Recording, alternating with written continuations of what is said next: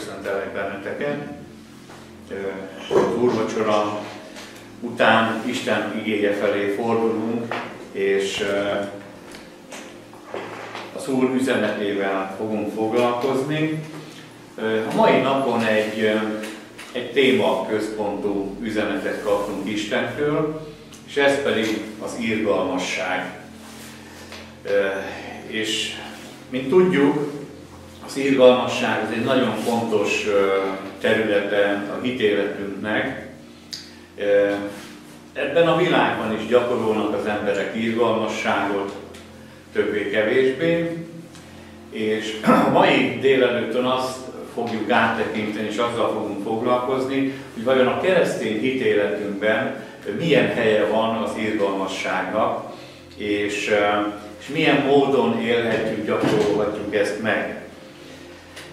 Mint tudjuk, az irgalmasság ugye a keresztény hitünkben Istennek a kegyelméből származik, hiszen Isten irgalmas és kegyelmes Isten, ezt már az Ószövetségben is kijelenti több helyen, többek között Jónás prófétánál is, amikor mondta, hogy hát én tudtam, hogy te irgalmas és kegyelmes vagy, és irgalmat fog gyakorolni a Ninive beliek fölött.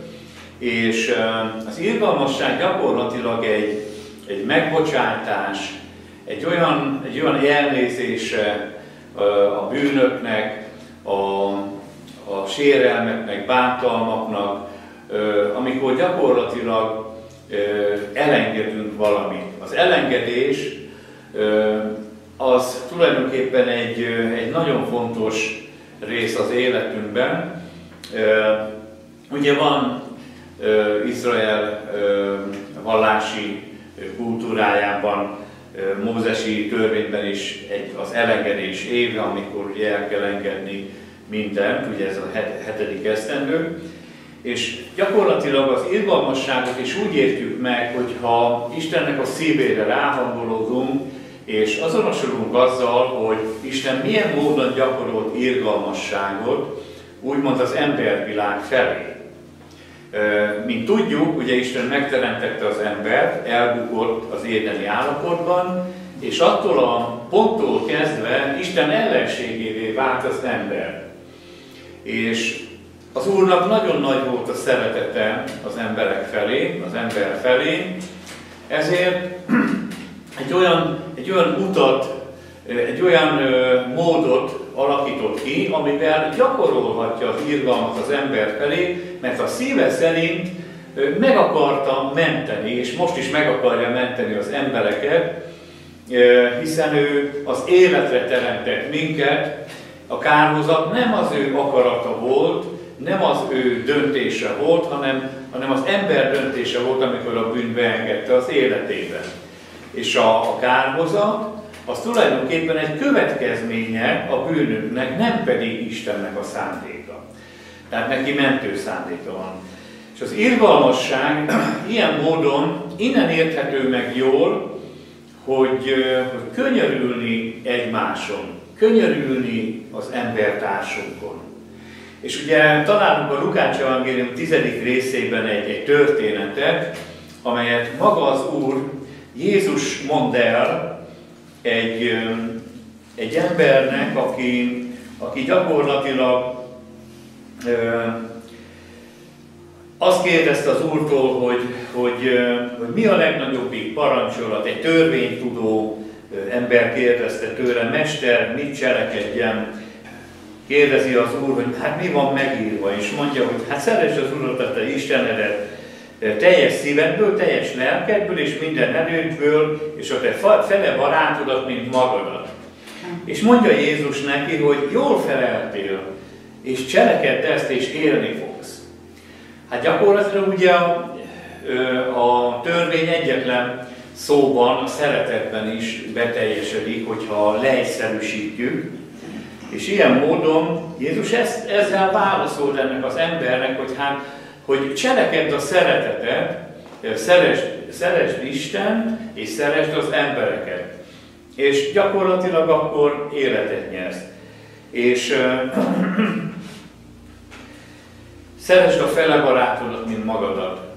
És ez az ember kicsit ilyen kételkedően, de kicsit ilyen ravaszul próbálta visszafordítani a kérdést, de hát ki az én felebarátom? Hát szeressem a felebarátomat, mint magamat, de ki az én felebarátom? És egy történet, az tulajdonképpen válaszol erre a kérdésre, amikor az Úr elmeséli azt, hogy egy ember Jeruzsálemből elindul Jerikó felé, és az úton támadás éri, kirabolják, kifosztják, megverik, és ott megverve, nincs telenül, ott hagyják az út szélén. És ez az ember láthatóan, vélhetően egy komoly bajba került, és segítségre szorult. És ő nem tudott magáért tenni semmit. Ez egy nagyon érdekes dolog az irgalmasságnál, hogy nagyon sokszor, aki irgalmasságra szorul, nem tud magáért tenni semmit. Kiszolgáltatott. Láttunk már ilyen embereket az életben magunk körül, akik ki voltak szolgáltatva, és egyszerűen egy rossz helyzetben voltak, és nem tudtak rajta változtatni, tehetetlenek voltak. És arra voltak rá szorulva, hogy az embereknek valamilyen jó indulata nyíljon meg feléjük.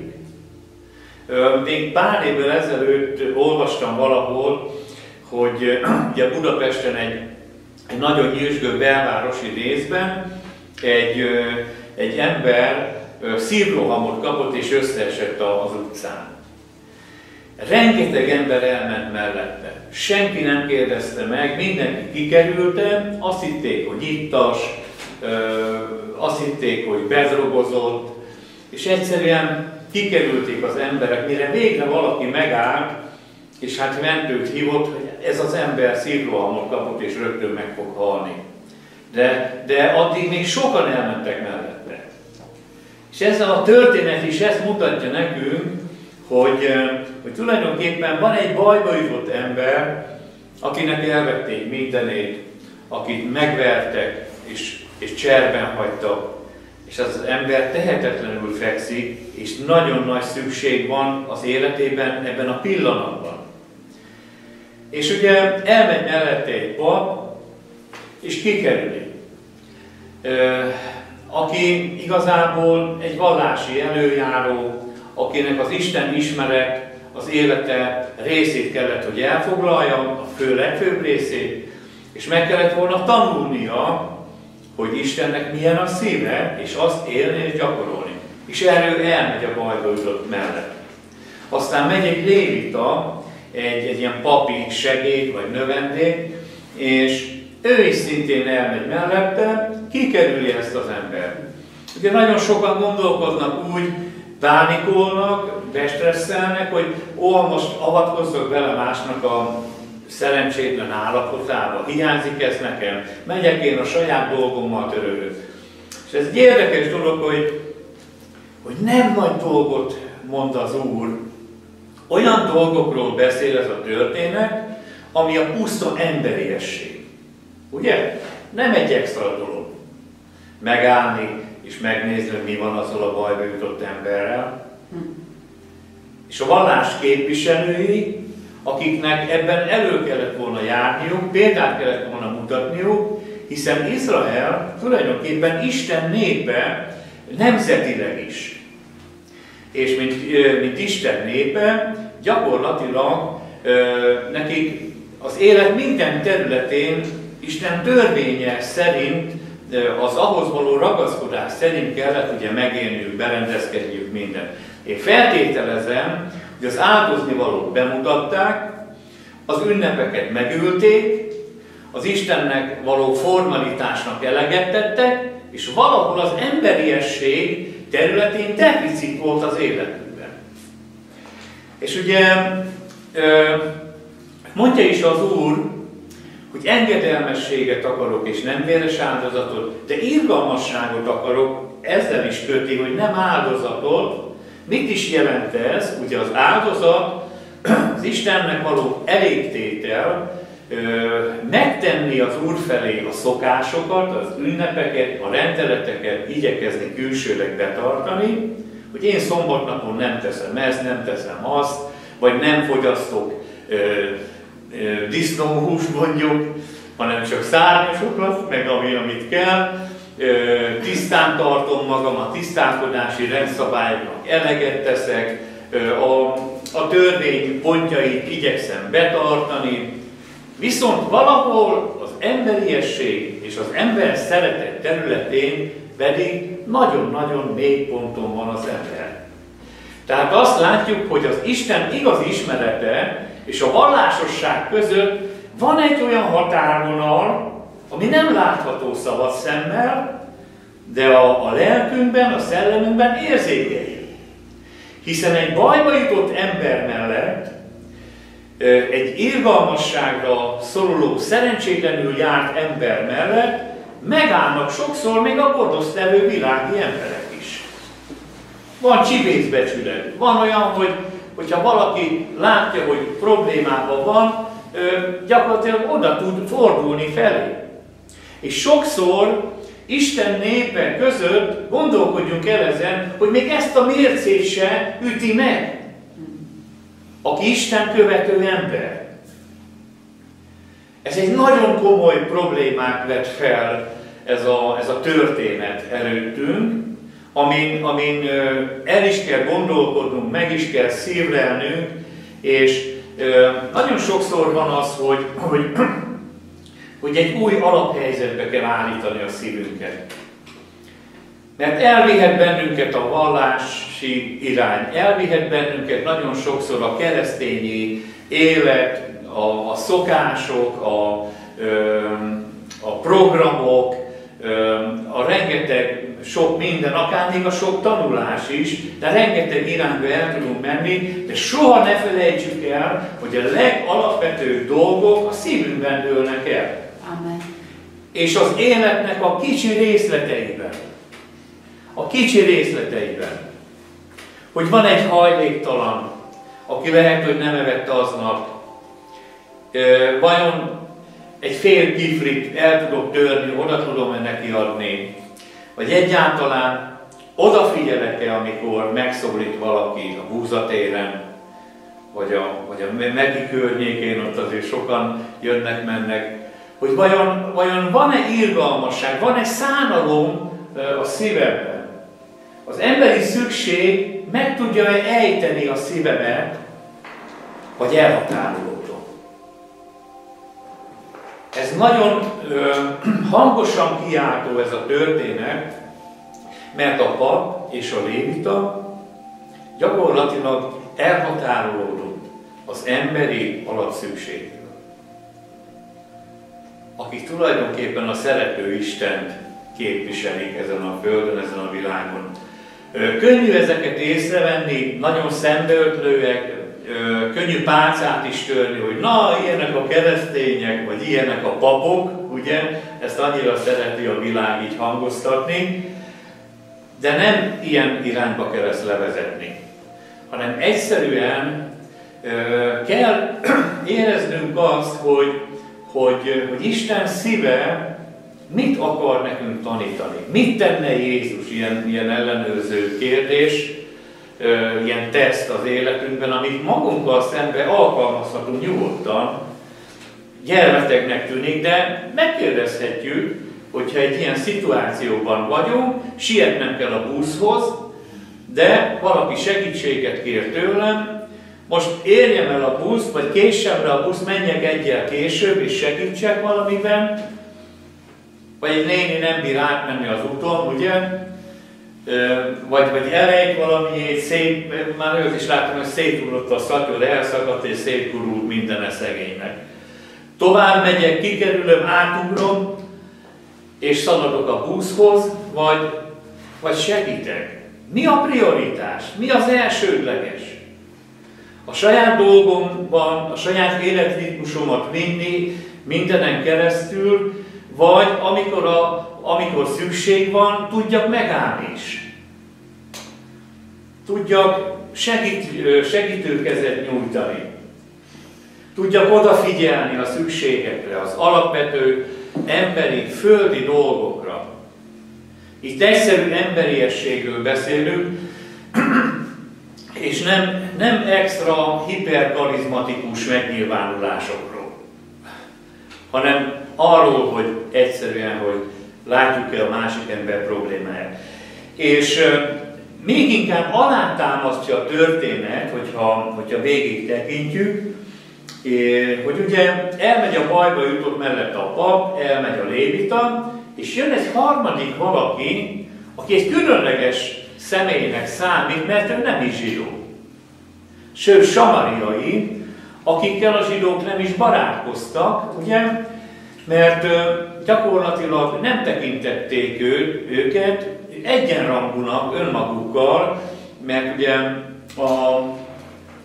amikor a babiloni fogság idején elhurcolták Izrael népét, idegen népeket telepítettek be, és keveredtek, gyakorlatilag nem voltak igazi zsidók, nem voltak igazi izraeliták, és ezért ilyen csökkentett tisztelettel néztek rájuk, és ez az ember, és ugye nyilván kialakult egy ilyen kontraszt a zsidók és a samariaiak között, tehát, hogy Samariában nem is nagyon szerettek látogatni, azt olyan alacsonyabb rendű vidéknek tartották, és ilyen módon a samariai emberekben is kialakult egy ilyen reflex, hogy hát jó, akkor mi se szeretjük a büszke zsidókat.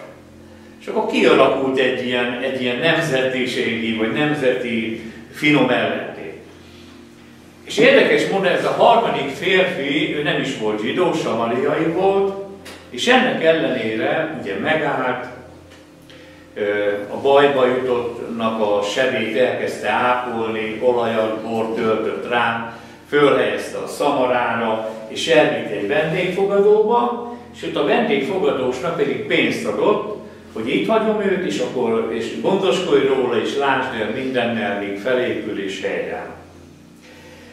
És ugye a történet elég széles kontrasztokat hordoz, ugye akiktől elvárható lenne, ők nem, akitől pedig nem is gondolta volna egy zsidó ember, ő pedig odahajol és tud könyörülni, és tud irgalmas lenni. És az Úr fölteszi ennek a törvénytudónak a kérdést a történet végén, na hát szerinted akkor ki volt a fele barátja annak a bajba jutottnak? Történetesen ki szerette őt jobban? Az, aki átugrotta, vagy kikerülte, vagy aki odament és a sebét elkezdte lekezelni, illetve ugye elvitte a vendégfogadóba, könyörült rajta, irgalmasult vele, és hát ugye mondta is az ember, hogy hát,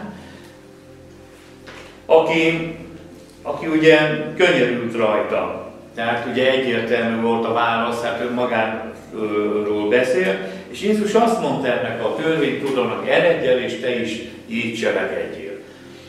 Tehát gyakorlatilag egy ilyen tanító történet ez, amiből nagyon fontos, hogy jó következtetéseket vonjunk le, és ugye a hitéletünk mellett ugye járunk gyülekezetbe, imádkozunk, dicsérjük az Urat, éljük a keresztény életgyakorlatunkat, és a szeretet gyakorlatilag egy nagyon fontos helyen kell, hogy legyen az életünkben, töltsön be mindent.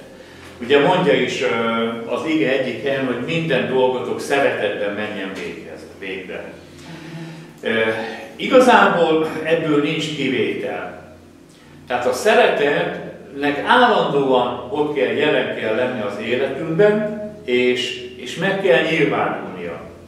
És nem csak abban nyilvánul meg, hogy szeretem az Urat, és szeretem a gyülekezetben azokat, akikkel együtt vagyunk, vagy konferencián vagyunk, vagy valamilyen keresztény rendezvényen vagyunk, és hát szeretjük egymást, meg minden keresztényt szeretünk, hanem igazából kell, hogy az Istennek a szeretete tudjon az életünkben elől lenni, és tudjon bennünket teljesen átformálni, mert Isten szeretetében nincsenek hézagok, nincsenek szünetjelek. Olyannyira, ugye, hogy Jézus imádkozik azokért, akik a szöget a kezébe verik. Tehát és miközben ezt teszik, azt mondja, Atyám, bocsáss meg nekik, mert nem tudják, mit cselekszenek. És gondoljuk el, hogy Istennek a szeretete annyira hatalmas és erőteljes, hogy minden embert szeret. Ugye a mi szeretetünk sokszor ilyen szelektív, és részrehajló, gyakorlatilag sokszor ilyen érdemekhez kötődik, valamilyen indítékhoz kötődik, és az isteni szeretetnek pedig nincs feltétele, nem köthető feltételhez, mert ő nem kötötte feltételhez. Tehát ő ugyanúgy szereti a többi világvallásban az embereket, ugyanúgy szereti azokat, akik őt üldözik és káromolják, ugyanúgy szereti azokat, akik hallani se szeretnek róla, még Jézus nevéről se szeretnek hallani, és ellenségei Istennek, mert mi is azok voltunk. És azt mondja, hogy Isten előbb szeretett minket, mert amikor még a bűneinkben voltunk, Jézus már odaadta értünk előre. Tehát nem úgy születtünk meg, hogy anyukánk megszült és a kórházban már karizmatikus keresztények lettünk, ugye nem is születtünk meg, de az Úr már akkor ismert bennünket, és akkor könyörült rajtunk, és igazából el kellett jutnunk oda, hogy döntsünk mellette, de az isteni szeretet már akkor jelen volt az életünk körül. Minden ember megszületésénél már jelen van az Isten szeretete, képzeljétek el. Élhet az északi sarkon, vagy Afrikában, vagy bármely földrészen, lehet az életében nem hallott Jézusról, de Isten már szerette őt. És képzeljük el, hogy mi kell ahhoz, hogy könyörületesek legyünk, mi kell ahhoz, hogy az emberiesség szintjén is meg tudjon mutatkozni, és ne bukjunk el, sokszor ne essünk hasra a szalmaszáról, mert ez kb. Olyan. Ugye? Tulajdonképpen arra van szükség, ezen gondolkodtam ma reggel, hogy az Isten túlmutató szeretete töltse be az életünket. Mert ha mindig az adott lépésben gondolkodunk, és mindig azt próbáljuk valahogy összehozni, akkor vagy sikerül, vagy nem. Mert emberek vagyunk, és nagyon sokszor feljöhet bennünk indulat is. Mert sokszor hallunk olyat is, hogy hallottam már pár ilyen megnyilvánulást, hogy ment egy srác, és akkor ott a buszállomáson kérdegetett, és akkor ilyen tanácsokat kapott. Hát igen, dolgozni kéne, öreg, menjél dolgozzál, vagy kérjél apukától. Tehát tanácsok vannak, de vajon mi kell ahhoz, hogy a mi szívünkben ne ilyen természeti megnyilvánulás legyen, mert egyébként igazat mondta, tényleg dolgozni kell, mert az ige is mondja, hogy mindenki a saját dolga után lásson. Aki nem dolgozik, ne is egyéb.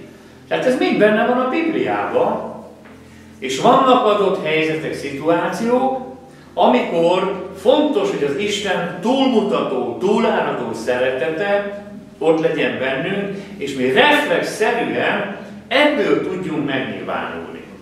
Ne a magunk emberségéből, ne a magunk becsületességéből, mert azok az emberi szintek. És ott nem fog tudni jól működni. Mi is akkor csak farizeusok leszünk. Olyan papok leszünk, akik a törvény tanítói vagyunk, és gyakorlatilag a törvénynek a hátterét nem értjük meg. A törvény adónak, Istennek a szívét nem értjük meg. És ezért fontos nekünk, hogy az isteni szeretet által legyünk betöltve, és gyakorlatilag akkor mindenre elég lesz. Mindenre elég lesz az Istennek a szeretete. Mindenre, testvéreim. És ezért kell ebben gondolkodnunk, nem abban, hogy egy-egy szituációt hogy hozzunk össze, hogy hogyan próbáljuk megoldani, hanem gyakorlatilag legyen az Isten túláradó szeretete, feltétel nélküli szeretete a szívünkben, töltsön be bennünket, és az isteni természetből fogunk megnyilvánulni. És ha ez így tud működni, akkor nekünk nem kell agyalni, nem kell gondolkodni, nem kell erőltetni magunkat, megerőszakolni az elménket, a szívünket, hogy hú, most akkor mit csináljak, tétovázok, de hát mégiscsak illene segíteni, mégiscsak kellene, de nem megy, sajnálom az időmet, sajnálom a pénzemet, nem akarok bajba keveredni, elég nekem az én gondom, nem akarom másé. Tehát ez a vívódás, ez a töprengés, ez nem jó. Nem jó. Ha az Isten szeretete betölti az életünket, mindig az első indíték lesz a jó. Amikor még nem gondolkodunk, amikor még nem mérlegeltünk. Ez a samaritánus feltehetően egyből odalépes reflexből. Látta baj van, itt vagyok. Ember szerető lehetett. Ugye sokszor a történet az Úr Jézus kép is szokták ugye nevezetni. Maga az Úr is van velünk, mint emberekkel, hogy ott vagyunk mi, bajban vagy, kifosztott bennünket a sötétség, bennünket, a sátán, bajba kerül, kilántástal, nem bírunk felállni, nem bírunk segíteni, változtatni a helyzetünkön, és akkor jön Jézus, aki olajat ölt a sebeinkre, felemel bennünket, segít rajtunk, és ugye ezt teszi. Fontos megtanulnunk ezt, hogy legyünk könyörülőek is írva. Egy rohanó világban él, ahol tanítja világ, hogy mivel sietni kell, kevés az idő. Abból van a legkevesebb. Nincs időnk megállni, nincs időnk másokra, nincs időnk mások problémáira, gondjaira, küzdelmeire. Mert hát a miénk megoldani, ha rohanunk, ha szaladunk, és sietünk.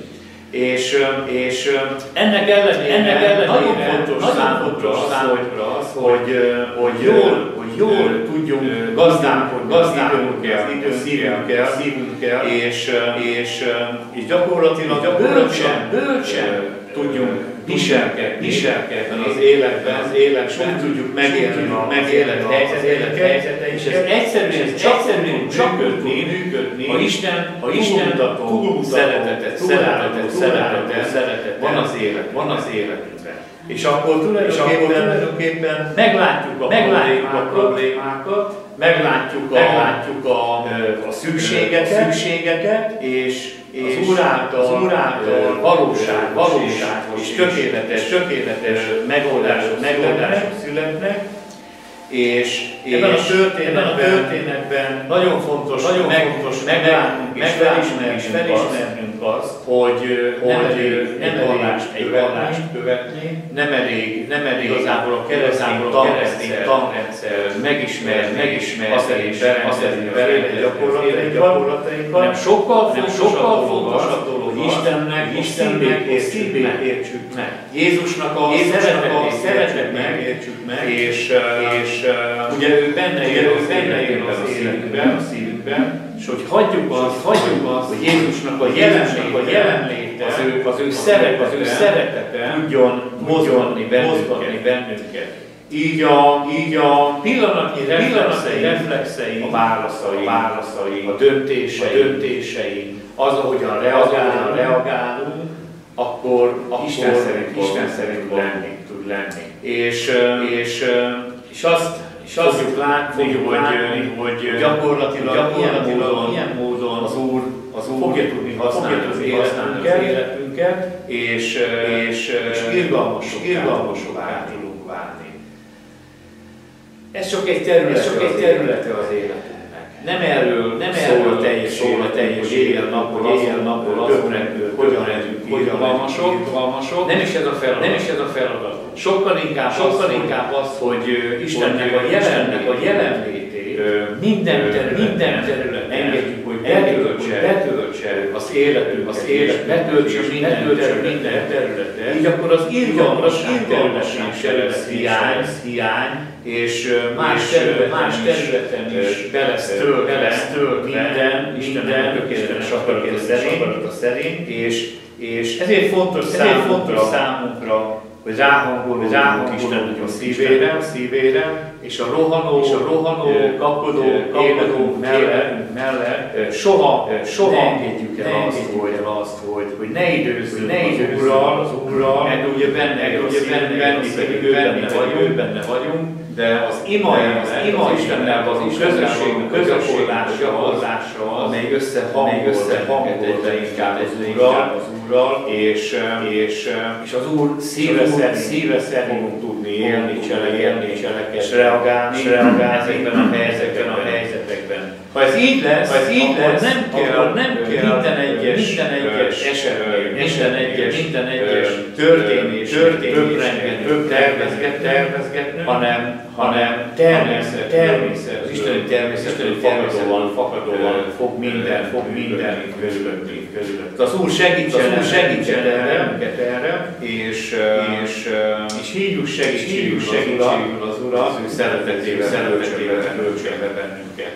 És mi is úgy tudjunk tenni majd reagálni, ahogyan az Úr a történet végén hogy elegyedést ilyen módon cselekedjél, hogy mi is menjünk el majd erre a helyről, és mindaz meg tudjuk cselekedni, amit tanított bennünk az Úr. Köszönöm szépen, hogy meghallgattatok.